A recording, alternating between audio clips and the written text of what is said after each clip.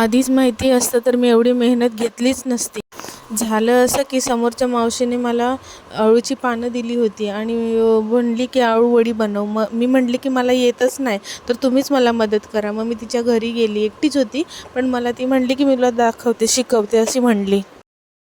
घरातली कामं अर्धवट सोडून मी त्यांच्याकडे गेले आणि मी म्हटले एकदा दाखवा, मग मी नंतर दुसऱ्यांदा कधी आणली पानं तर मी स्वतःच बनवेल असं. पानाच्या मागच्या साईडच्या जाड ज्या रेषा असतात त्याच्यातलं ते काढून टाकलं सगळं आणि कोकम भिजत ठेवायला सांगितले.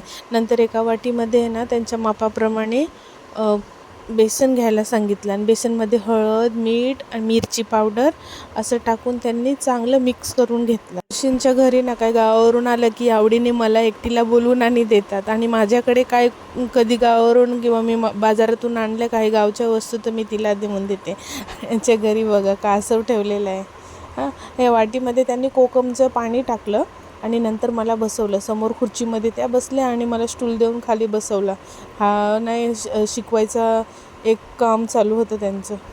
माझ्या बाबूला मोबाईल पकडून मी सांगितलं माझं थोडंसं व्हिडिओ काढ, मी जे बनवते त्याचं थोडंसं व्हिडिओ काढतं. त्याने मोबाईल पकडला आणि नंतर सगळं बनवून झालं आणि मी घरी घेऊन आली. घरी सासूने बँगलोरवरून आणलेलं म्हणते इडलीचं पातेलं, त्याच्यामध्ये मी ते वाफवून घेतले आणि सांगितल्याप्रमाणे ते मी पातळ कापून घेतले.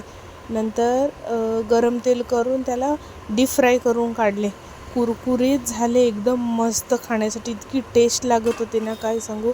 पण झालं कळेला खास व्हायला लागले.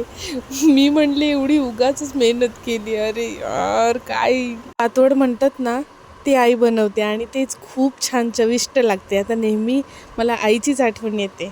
व्हिडिओ इथेच थांबवते. आवडला तर लाईक करा, सबस्क्राईब करा. Bye bye.